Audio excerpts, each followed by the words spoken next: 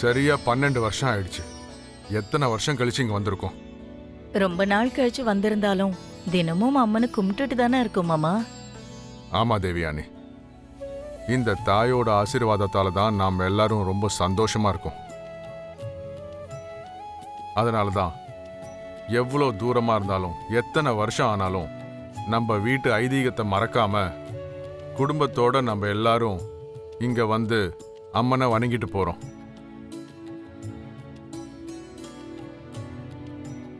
லக்ஷ்மி, அம்மனுக்காக நாங்க நகைங்க செஞ்சு கொடுத்துருக்கோம்.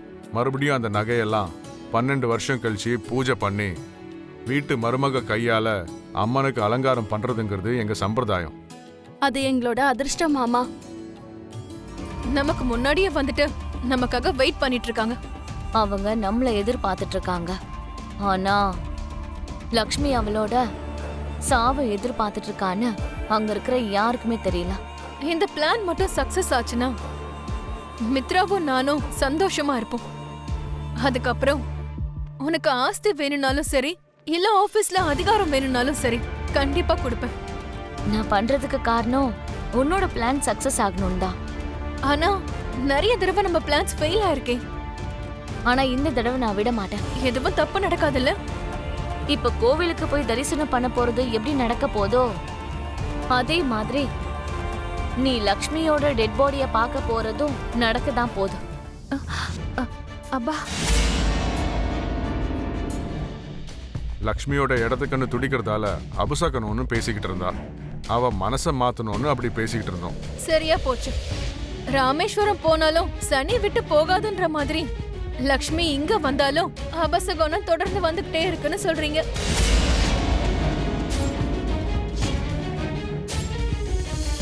நீங்க தான் வந்துட்டீங்கல்ல, அப்புறம் எங்களுக்கு கஷ்டத்தை தவிர வேற என்ன இருக்கும்? என்னது? அதான் நீங்க வந்துட்டீங்கல்ல, இனிமே எந்த கஷ்டமும் இல்லாம நல்லபடியா பூஜையை செஞ்சுட்டு இங்க இருந்து கிளம்பலான்னு சொல்ல வந்தேன். யாருக்கும் எந்த கெட்டதும் நடக்காம பாத்துக்கோ கடவுளே. யாருக்கும் எந்த கெட்டதும் நடக்காதடி, உனக்கு தான் நடக்க போகுது. சரி, வாங்க போலாம்.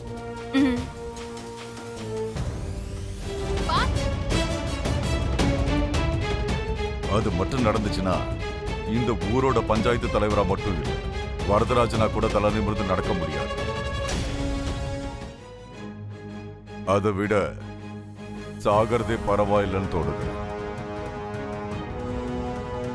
இப்போ எதுவும் பேசாதீங்கப்பா. நாகவல்லி வர்றா. பாம்புக்கு காது இல்லைன்னு சொல்லுவாங்க, ஆனா இந்த நாகவல்லிக்கு காது ரொம்ப ஷார்ப்பு. மாமா, என்னங்க இங்க என்ன பண்ணிட்டு இருக்கீங்க? ஏய், என்ன பண்ண சொல்ற? அடிக்கிற வெயிலுக்கு அங்க பிரதட்சணை பண்ணணுமா? உங்களுக்கு எதுவும் லாபம் வரலன்னா சாமிய கையெடுத்து கூட கும்பிட மாட்டீங்க. அப்படி இருக்கும்போது நீங்க ஏன் அங்க பிரதட்சணை பண்ண போறீங்க? உன்னை கூட கூட்டிட்டு வந்தது என்ன இப்படி எல்லாம் பேசுறதுக்கு இல்ல. நான் கூட கோயிலுக்கு வந்தது உங்க கூட வாக்குவாதம் பண்றதுக்காக இல்ல. என் அண்ணன் வந்திருக்கிறதுனால பாக்கலான்னு வந்தேன். அதுக்கு தானே வந்த. உங்க அண்ணன் எங்க இருக்கான்னு போய் தேடு போ. தேவா, மருமக கிட்ட ஏன்டா இப்படி எரிஞ்சு விடுற? கோவிலுக்கு வந்தா நிம்மதியா சந்தோஷமா இருக்கணும்ல. நாகவல்லி, நீ போமா, நாங்க வரோம்.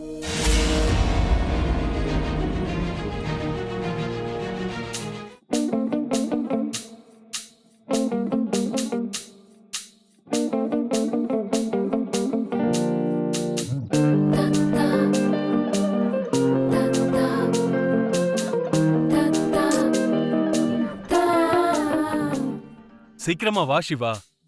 என்ன அடி மேல அடி வச்சு வர? நீ நடந்தது மேலயே நான் நடக்கணும்னு இப்படி அடி மேல அடி வச்சு மெல்ல நடந்து வரேன் மாமா. கோவிலுக்கு வந்தாலும் நிறுத்த மாட்டல, ஏதாவது ஒண்ணு பேசிக்கிட்டே இருப்ப. வா. கணவனே கண்கண்ட தெய்வம்னு உங்களுக்காக இப்படி எல்லாம் பண்றது தப்புன்னு சொல்ல வரீங்களா மாமா? அப்புறம் நம்ம கல்யாணத்துல கூட நாம கைய புடிச்சு அக்னிய சுத்தியே வரல. அதனால உங்களை முன்னாடி போக வச்சு நான் உங்க பின்னாடியே வரலான்னு நினைக்கிறேன். டயர்டாயி படியேற முடியாம உளறன்னு நல்லாவே தெரியுது. என் கையை பிடிச்சுக்கோ, வா. ஆஹாஹாஹா, இவ்ளோ நாள் கழிச்சு நீங்க என் கைய பிடிக்கிறீங்க மாமா. நீங்க இந்த மாதிரி கைய பிடிச்சிட்டு போகும்போது எவ்ளோ சந்தோஷமா இருக்கு தெரியுமா? விட்டேன்னு வெய்யே, மத்தியானம் ஆனாலும் நீ மேல வரமாட்ட, அதனால தான் பிடிச்சேன். ஓஹோ, உங்களுக்கு அவ்வளோ சிரமம்லாம் வேண்டாம் மாமா. என்னால கூட உங்களை விட வேகமா நடக்க முடியும். ஐயோ சிவா, நான் மட்டும் கோவிலுக்கு போனேன்னு வெய்யே, என்னை தனியா விட்டு போயிட்டேன்னு நீ அழுவ. ஆனா இதே மாதிரி நீ பண்ணிக்கிட்டு இருந்தேன்னு வெய்யே, நான் இங்கே உன்னை விட்டு போயிடுவேன். ஆ, அப்படியெல்லாம் பண்ணிடாதீங்க மாமா. நான் தனியா வர மாட்டேன். புருஷன் பொண்டாட்டி ஆனதுக்கு அப்புறம் 2 பேரும் சேர்ந்து தான் போகணும். வாங்க போலாம், சீக்கிரம் வாங்க. ஆ. 12 வருஷத்துக்கு ஒரு தடவை வந்தாலும் பண்ண வேண்டியதெல்லாம் சரியா பண்ணிடுறீங்க. இந்த அம்பாலோட ஆசீர்வாதம் எப்பவுமே உங்க குடும்பத்துக்கு பரிபூரணமா இருக்கும். பொண்ணா இருந்தாலும் ரொம்ப தைரியமா சொன்னமா. வாங்க ராஜு, நல்லா இருக்கீங்களா?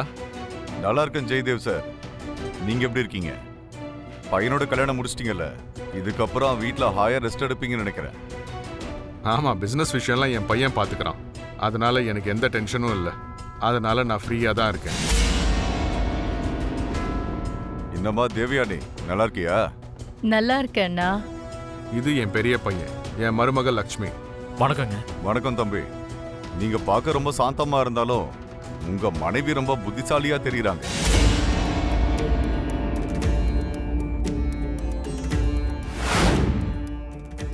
இந்த காலத்துல புத்திசாலியா இல்லனா பழைக்க முடியாதே.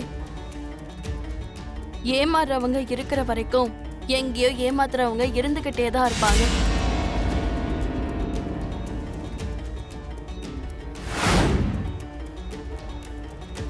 நீ அங்கிளை பார்த்து சொன்னாலும் அதெல்லாம் எங்களுக்கு தான் சொல்றேன்னு நல்லாவே தெரியுது. இப்போ நீ பேசுற பேச்சுக்கும் சேர்த்து உனக்கு நல்ல அடி இருக்குடி. இதோ இவன் தான் என்னுடைய பையன். நல்ல பெரியவனா வளர்ந்துட்டானே. இப்போ இன்ஸ்பெக்டரா வேலை செஞ்சுட்டு இருக்கான். வணக்கங்க. வணக்கம். அவர் நாகவல்லி, என்னோட மருமகள்.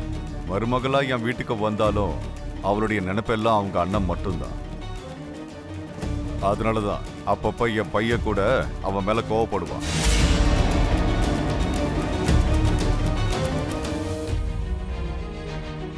தங்கச்சியோட பொண்ணே வீட்டு மருமகளா வந்திருக்கான்னு கேள்விப்பட்டேன். விருப்பப்பட்டு வரலங்க, அதுவா நடந்துருச்சு. நீங்க என்ன சொல்றீங்கன்னு புரியலங்க. புரியாம இருக்கிறதா நல்லது. பாவம், தூரத்துல இருந்து வந்திருக்கீங்க. நாகவல்லி கதை உங்களுக்கு எதுக்கு? போய் பூஜை வேலையை பாருங்க. நாகவல்லி, உங்க அம்மா இறந்ததுக்கு அப்புறம் உங்க அண்ணன் கங்கா தான் உங்க எல்லாரையும் பாத்துக்கிறான்னு கேள்விப்பட்டேன். அது சரி, உங்க அண்ணன் எங்க காணோம்? அவங்க அண்ணன் இப்போ என் வீட்டுக்கார ஆயிட்டாரு.